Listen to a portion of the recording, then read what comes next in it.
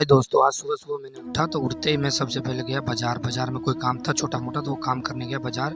बाज़ार से मैं काम करके वापसी में लौटा, फिर मैं दुकान की तरफ, दुकान पर गया तो देखा ये लड्डू छाँट रहा था, मोतीचूर का लड्डू था तो वो बना रहे थे ये।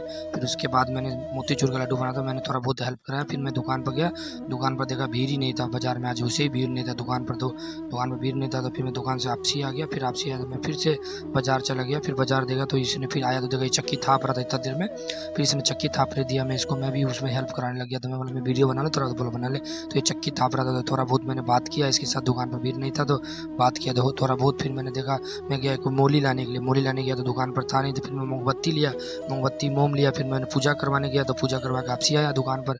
दुकान पर वापसी आया तो इतना देर में वो चक्की थाप दिया था, तो मैं थोड़ा बहुत इधर इस तरह बैठा, थोड़ा बहुत मैंने इससे बात किया, थोड़ा बहुत इससे बात करती जिसने चक्की थापा, चक्की थापते ही लोग फ्री हुआ। फिर इसने खोमचा में चक्की जचाना स्टार्ट कर दिया। फिर मैंने इससे बात करके आपसी दुकान से घर आया, फिर मैंने चल सब आदमी रोटी खाते हैं, रोटी खा के